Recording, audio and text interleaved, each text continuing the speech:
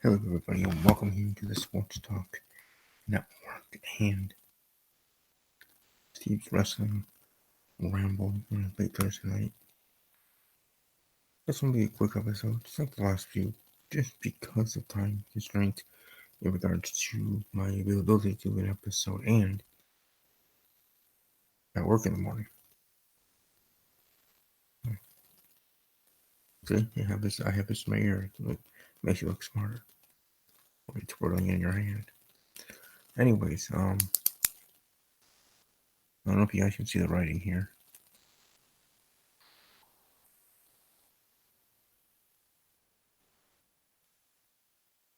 Anyways, I'm being weird. It's late night, so. Anyways, let's talk about WWE. I think the biggest thing in the news in regards to WWE. Now, professional wrestling is different. Like the big news in professional wrestling is AEW and their show, and Dean Ambrose showing up there as Jon Moxley and all that stuff, which I did see, I did like, and I do have respect for them and stuff like that. But this podcast is mainly talking WWE, talking Raw, SmackDown, reviewing a pay-per-view, whatever there is to cover each and every week. Again, at the very least, Raw and SmackDown shows. So, reviewing it, talking about things in my way of doing my own spin, my flavor. But tonight, I want to talk about one thing, at least talk about Ramble about specifically one thing over everything else that's happened this week in WWE programming or in WWE, off screen as well, in real life. But that's the new championship, or at least last year, or not last week. It was last week Mick Foley came out and going to debut a new championship the night after Money in the Bank. And this is what happens, and we have a new championship called the 24/7 title. Defended anytime, anywhere.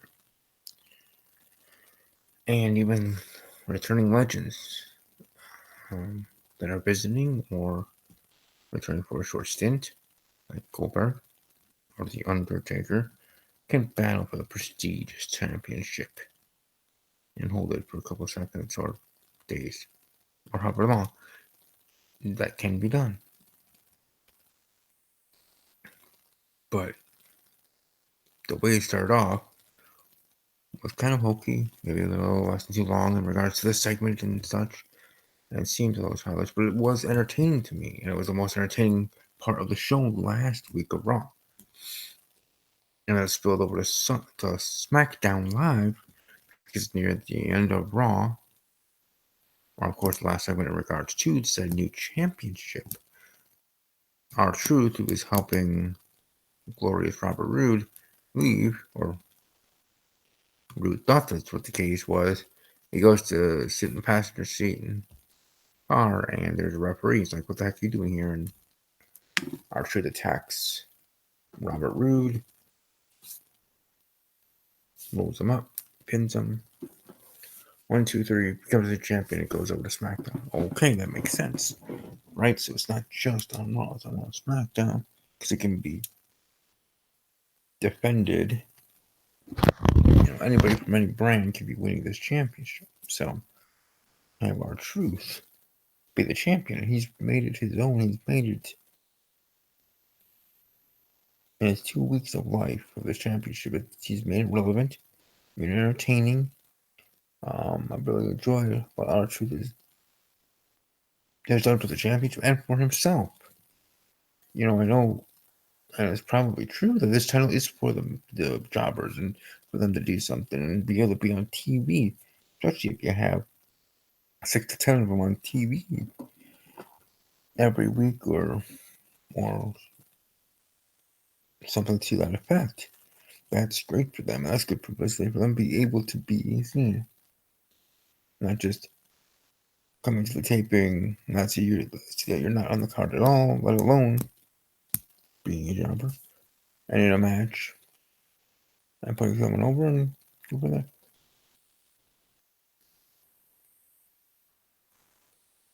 then again, the last couple weeks, have we seen our Raw Tag Team Champions? We can tag team division, but not tag team champions. Come on now, Ryder Hawkins. I mean, I'm happy for them to be the tag team champions in Raw, but we see it more often. That would be great. But in regards to 24/7 title, Kofi Kingston being the champion. R-Truth. Being the champion is great for the title and great for him.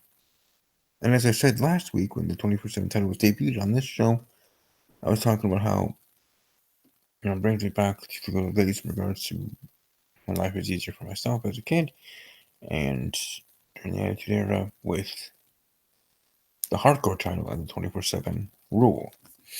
This pretty much is the hardcore title with 24/7 rules by just having it called the 24/7 title. In this for this generation, this PC world, the way the company is now than it was then. It's now a company, WWE, than it was a family business, WWF. The only rules they had to go up against is really their own that they make, and state, local, federal rules, general like that. But 24/7 title, the concept, the look may not look the greatest, but I can deal with that and just enjoy it for what it is.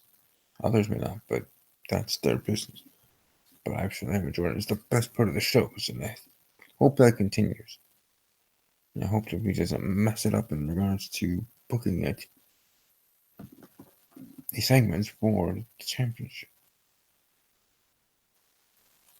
Now, I also do like that there is a champion that's holding the title for more than just a day, or more than just 1 week.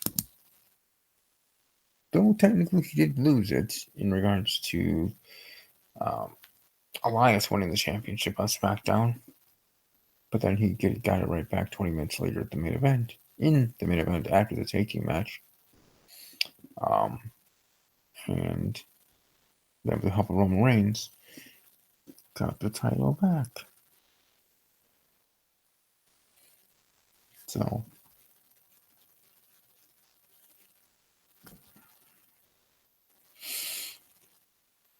my point is to have one champion, have him for multiple weeks, depending, maybe even actually having title matches at pay-per-views. I think the way it would be written creatively in regards to a pay-per-view match for the 24/7 title, because you have the champion R-Truth facing up against someone in an actual match, entrances, the whole kit and caboodle, and then maybe through the match, not through, but during the match, you have superstars coming in there, just join the fray with their own referees. So you just have a bunch of, you pretty much have all your referees out there with specifically with superstars that they're assigned to in regards to who brought them there to the ring, and people just trying to get pinfalls, and refs trying to get to the pin out of the way of the superstars or the other referees. I think that'd be entertaining. That'd be a little too goofy, but that what's entertains me, and I certainly would enjoy that if that was the case in regards to booking the title and actually having title matches in the pay-per-view. Now the next one up, or at least official pay-per-view, Super Showdown, which I believe was the name of the Australian pay-per-view show, the event last year. But and to get a good name for a show, might as well. It was so nice, they decided to use it twice. So there you go.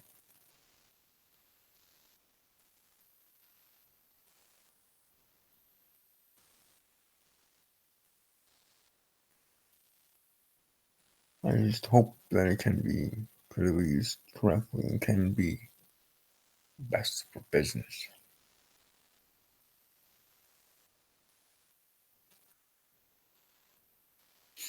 I guess we'll see. Now, other things in Raw and SmackDown, Sami Zayn bringing up AEW in his promo. With Sasha Banks, so continuing on this whole Bray Wyatt thing. Okay, whatever, we'll see if this works. Not the biggest fan of Bray Wyatt. Shane McMahon, best in the world, will be facing Roman Reigns at Super Showdown, getting wins. It's highly with superstars. And we also have Baron Corbin winning a Fatal 4-Way on Raw, where AJ Styles got injured. I don't know if he got injured in real life or not, but out of that match, Baron Corbin takes his place and then wins it, and he'll be facing Seth Rollins one-on-one for the Universal title. Just think of the reaction if Baron won that and won the championship at Super Showdown. That would be interesting for sure, because I know there's a lot of people that dislike Baron for their reasons, and that's fine. But I am a big fan of his, and part of me wants him to win at Super Showdown. He's done his time in WWE so far and done very well. And since his transition from old look Baron to new look Baron, which was a whole packaging decision by WWE, of course, obviously.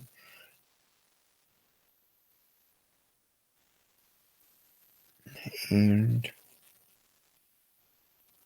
it's one of those things that's more of a long game than a short game with WWE, whether it's long game with all right to here or to whatever point, that when they did that at that time, or did that to the Baron Corbin character and changing his look haircut to the best and interim GM, put him in that role, and stuff like that moving forward, I think was all for a plan. Does that mean for sure you'd be winning at Super Showdown? No. If I was looking at this objectively, you'd be like, well, I'd be like, well, this is for Showdown. Title contender for Seth Rollins, the Universal Champion. Well, second, because AJ Styles is the first at Money in the Bank, but I'd be like, no, Baron's not going to win. But you got to remember the Brock Lesnar factor. I don't mean just cashing in, I mean just messing with Seth Rollins. Brock Lesnar can come out there like he's going to cash in during the match, which he's allowed to do. He can do it during, after, whatever time he wants. It's almost like a 24/7 rule in its own right. Though it could never be booked that way, but it could. You know, anytime, any place, a cash-in could happen. In regards to the Money in the Bank briefcase holder. Miss Money in the Bank or Mr. Money in the Bank. So Brock could be coming out there just to toy with Seth. Seth, he may have hit the curb stop on Baron or something and thinks he has all the time in the world to be dealing with Brock and standing there. And Brock acts like he's going to lunge. Like he's lunging or like he's going to run to the ring. Seth says his right stands ready to go. He's a fighting superstar, one of the best. And Baron pops up, gets up, rolls Seth over. 1, 2. Okay, kicks out. Seth tries to. He moves, and Seth. And then, boom, end of days. It's not really done like that, but I was just moving my arm. End of days. 1, 2, 3. Baron Corbin wins. Brock Lesnar laughing his ass off. Rocking to Baron Corbin's music. With this boombox now created Money in the Bank briefcase thing. Yeah, because. Anyways, that would be fun. I'd be happy as Baron Corbin fan winning the title. And if they want to then already have Brock Lesnar cash in, but not cash in on Seth. Then you have Seth once again trying to dethrone the Beast like he already did at WrestleMania. But wait. Goldberg, who's facing The Undertaker in Super Showdown, sure, he might be the first one. Which could lead to a Brock Goldberg match part 3. Not at WrestleMania. Seen that enough times. Twice, really, to be in fact. We get at SummerSlam. So think of that. That would be interesting. In regards to Brock Lesnar and Goldberg for the Universal Championship.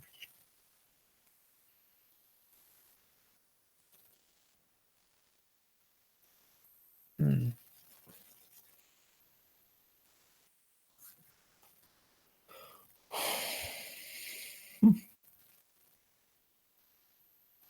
Either way, it should be interesting.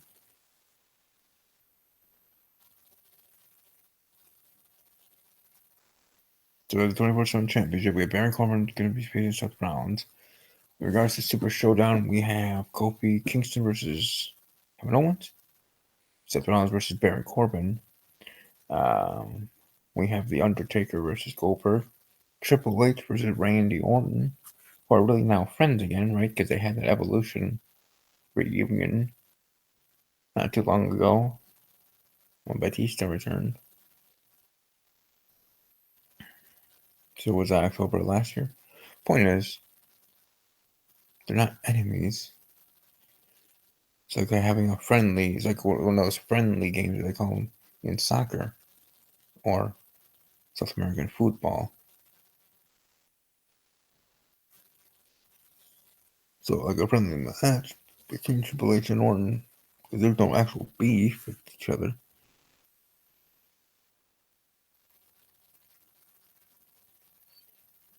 Then again, that promo package told you otherwise.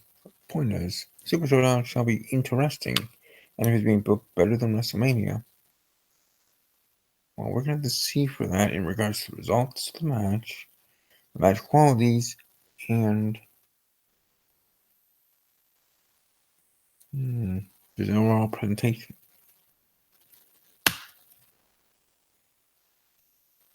Super Showdown into the Saudi Arabia.